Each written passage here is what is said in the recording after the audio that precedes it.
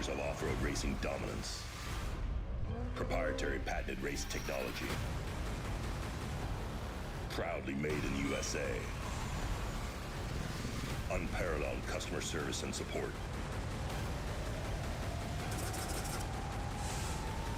The choice of champions. King Shocks, the leader in off-road shock technology.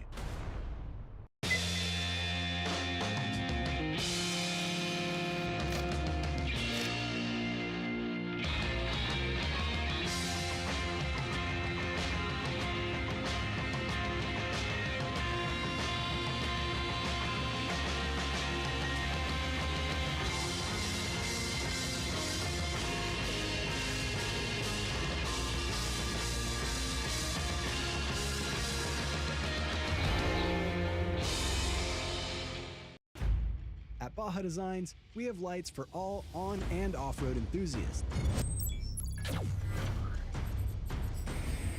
For 30 years, we have been lighting up the night.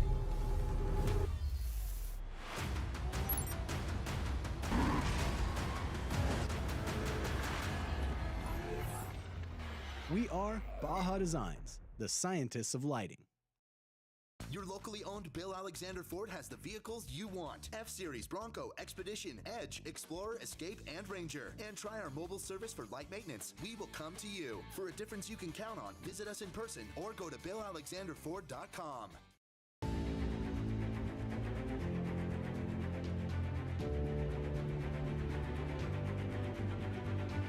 Call it chemistry, a connection, or something in our genetic code. What we build is who we are.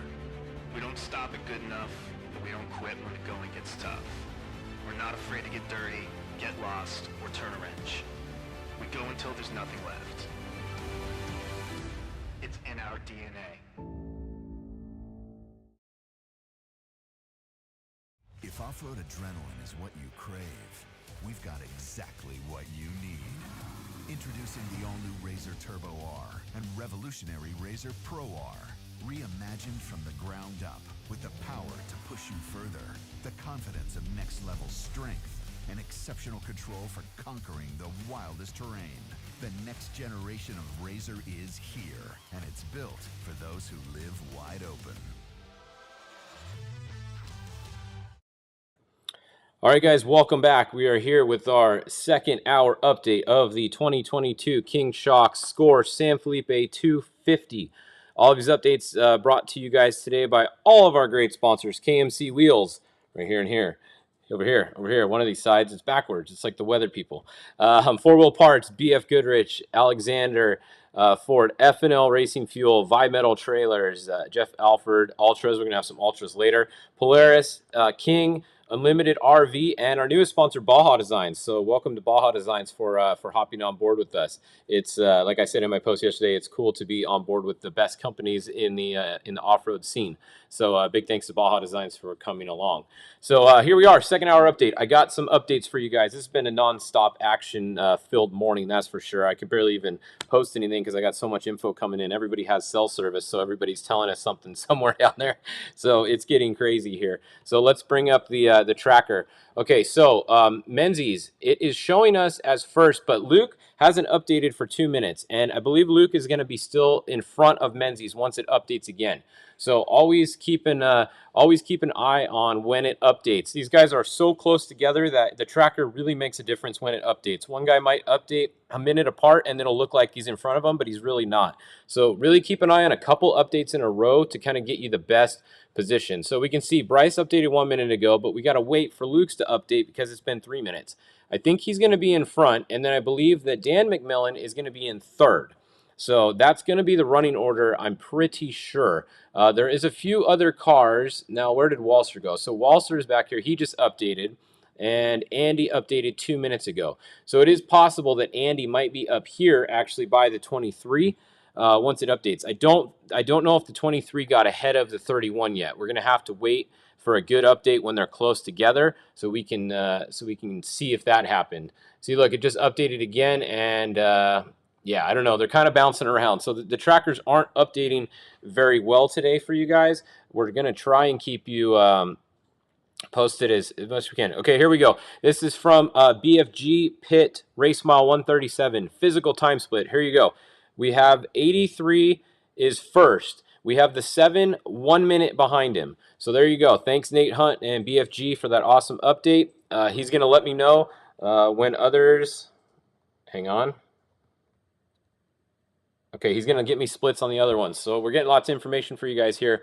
That was, once again, race mile 137. So you can see they're at 140. So the BFG pit is like right, actually it's right here. It's right on this road. That is where a lot of the drivers are going to be changing today.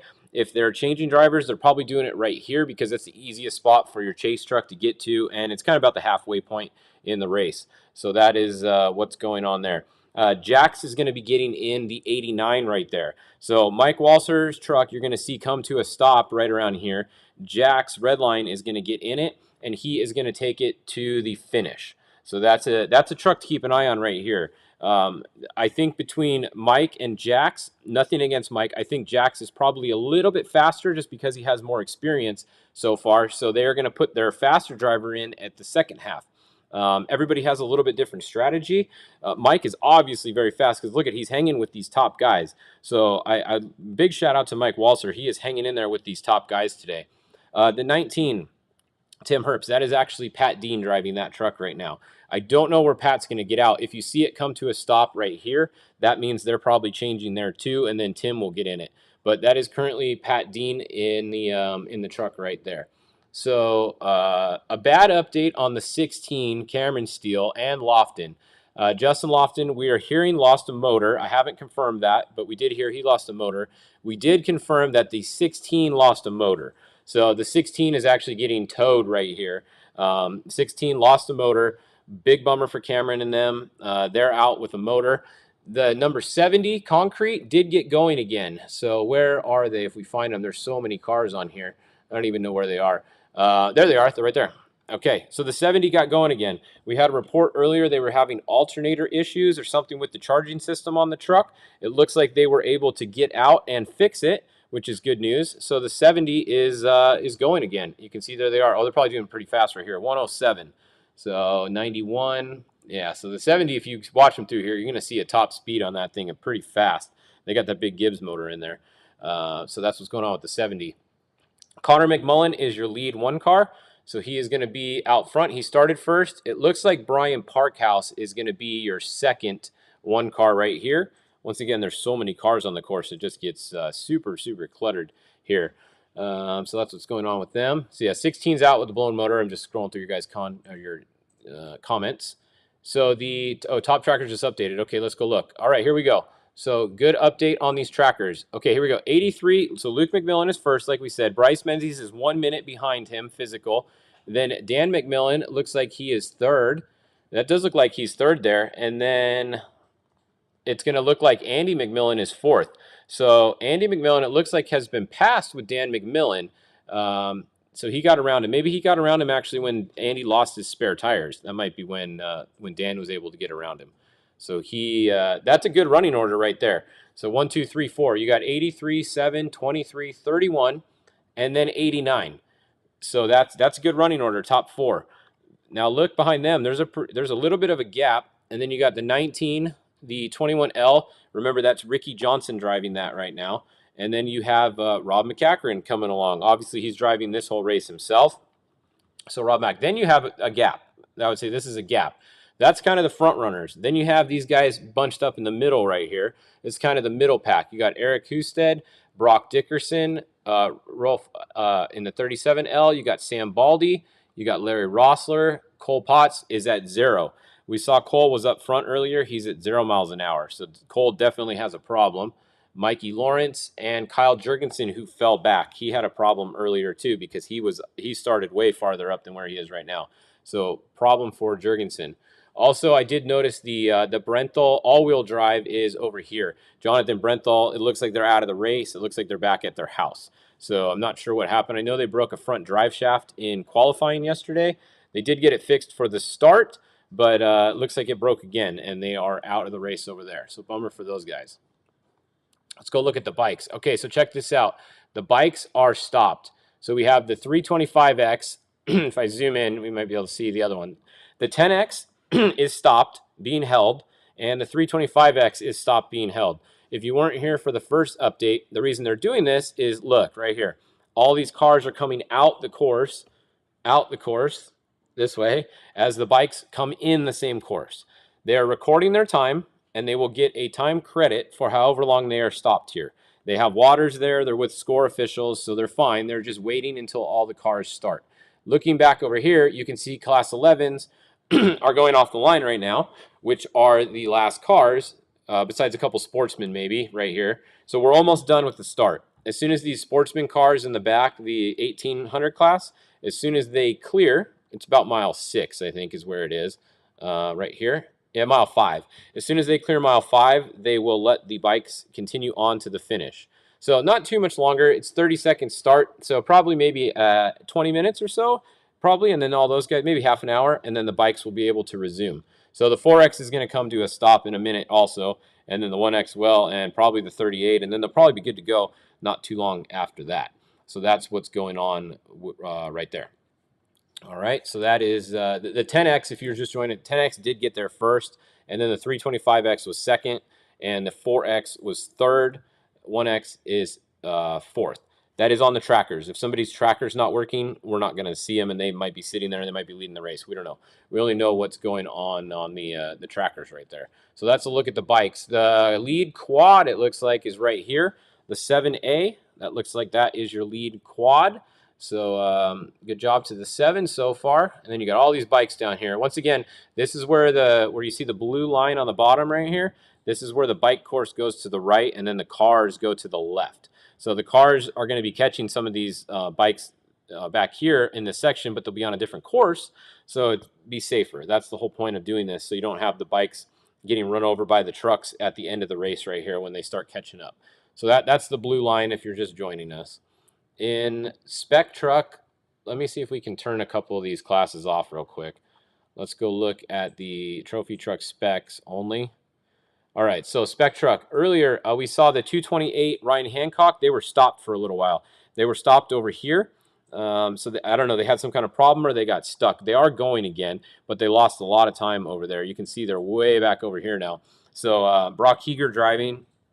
They had some kind of issue for sure, and they were stopped back there. They are going again. That means currently it looks like Jason McNeil is most likely out front, and then the Dustin Grabowski truck's probably second. And then we have Christopher Polvardi up there, Jason Coleman, Ray Griffith, and Christian Serapis.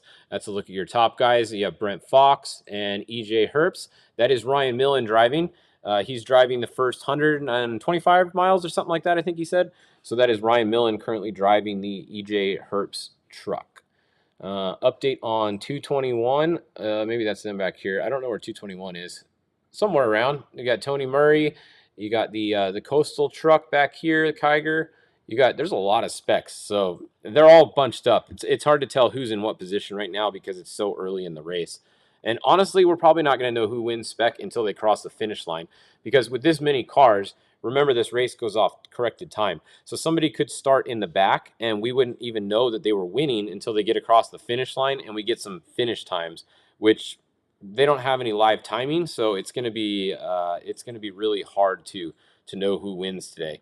It's going to be tough, especially in the Spec Truck class. I don't even know if I'm going to be able to call a winner at the end. We're just going to have to wait for score results, most likely. Let's see, the Pro Turbo class. Some of you guys are asking about it. They just got off the line not too long ago, so once again, these guys are going to be all bunched up. We have Justin Lambert out front. Rodrigo Ampudia is at 0 miles an hour right there. That's not good. You got the 2945 right there. Mark Brunette behind him, and then you got a whole bunch. So it's really hard to give you guys an update on the turbos because they're just so bunched up. But physically, it looks like right now Justin Lambert's out front. On time, who knows? They're just way too close together. We can't tell you on time who's winning or not. But Justin Lambert's out front. Looks like the 2965 actually had a problem back here. 0 miles an hour. That's not good for them. Other than that, it looks like everybody else is probably still moving. Yeah, they're all still moving besides them. Let's look at, so the other class, the Pro UTV Open. This class has the new Polaris Pro R in it, and anybody who wants to run 35-inch tires. So you'll see some guys in here. Wayne Matlock, He's leading. He is in a Pro R, so that's one of the new Polaris Pro Rs. Behind Wayne, we have Paul Munoz, Mike Caffro. Those guys are not in Pro Rs. Those guys are just racing in this class because they want to be in the Unlimited class, basically the Pro UTV Open class, not the Unlimited class. A lot of them are just running bigger tires. Kristen Matlock, she is in a Pro R. Cameron Steele, he's in his Can-Am, so he's racing this class. I asked him why. He said because they want to run 35s. Their car was built for 35s, and that's what they're racing. So it is cool to see 10 cars in this class now, and this class is going to be the class of the future, I think. Once these the new Can-Ams come out and more of the Polarises, the Pro Rs are out, people are going to start racing this class more. So this class is going to get bigger, the Pro UTV Open class. That's the one to watch. Also, this class is the one to watch for the overall UTV time. I would put my money on some of these people if they have a good run. Specifically, honestly, Kristen Matlock, she's going to be up there. Wayne Matlock, they will be very close to the overall time if they have a clean run today. So we'll see how that goes. You never know until it's over. The other class we always check on, and we haven't yet because we'll show you why. They're still at the start line. Class 11, they've barely gone off, but they are on the road. We have 1, 2, 3, 4, 5, 6 Class 11s today. So very good news. We have the 1111, the 1188, 1145, 1100. Alex Gonzalez, that is a new 1100. That's usually Eric Slorenzo, but we have Alex Gonzalez as the class champion from last year. So they are running in the 1100 number now. They got the class champion number. And we got the M55 and the 1156. So hopefully some of these cars finish today. I would put my money on they will in the time limit. This course is it's rough, but these Class 11s I think can handle it. Especially some of these guys. They have really nice cars. These aren't Class 11s of the old days where they were totally beat up piles. Some of these cars are very, very nice and expensive Class 11 cars. So we will we'll see.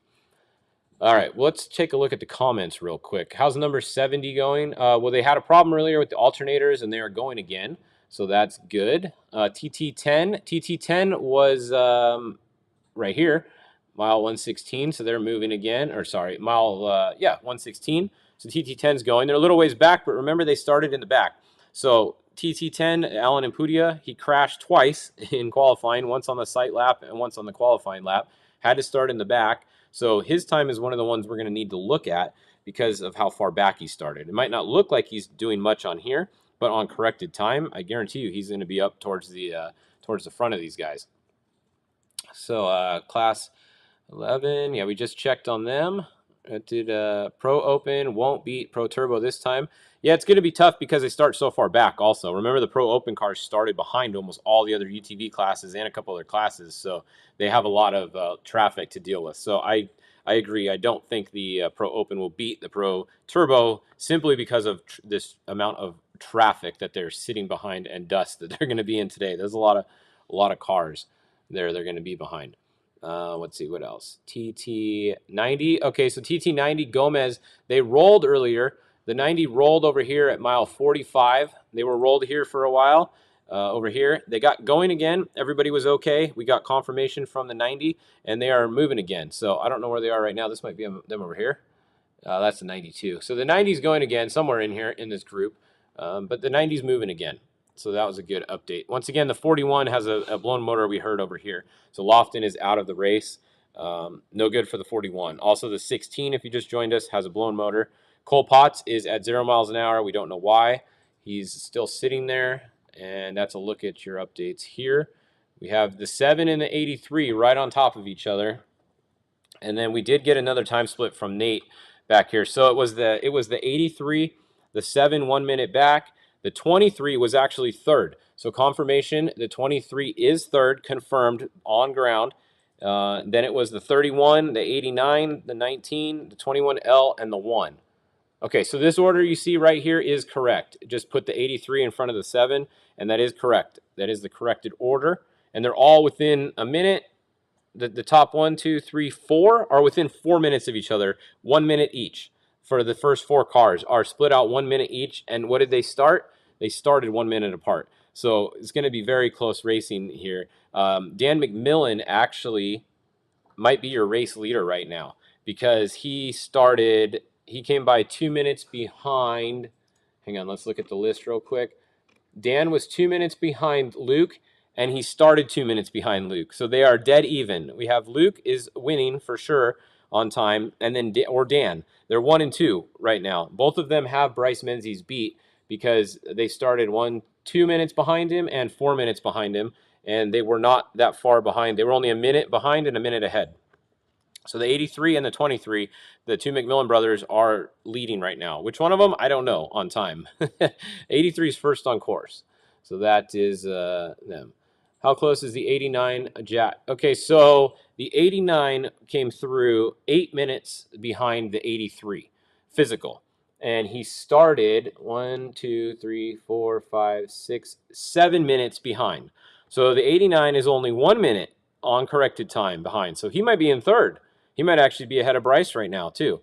So it's really hard to tell. Like I said, they're so close together. You got to keep an eye on the corrected time. The order you're seeing it right here might not necessarily be the order they're actually in. All right.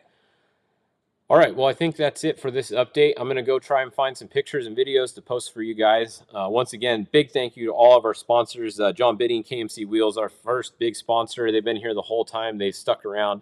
A big thanks to them. F&L, Racing Fuel, Brian Busby, Cullen's over there. I know Cullen's not there anymore, but Cullen, big thanks to them for the support. Always 4-Wheel Parts, Joey D, Nate, BFG, Alexander.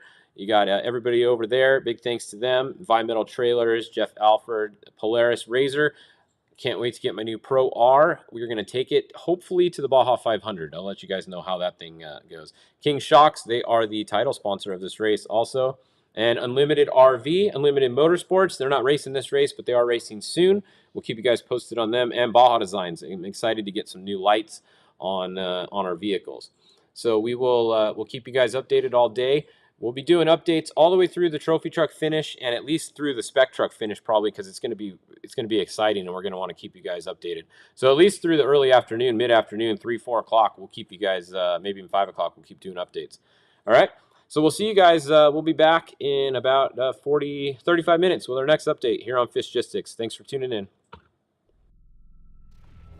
KMC's pursuit of victory has pushed us to the front of the pack, to the brink of destruction, and across the finish line for decades. Regardless of the driver, the vehicle, or the terrain, these are the wheels that will help you win by a landslide. The process of relentlessly redefining performance cannot be learned or taught.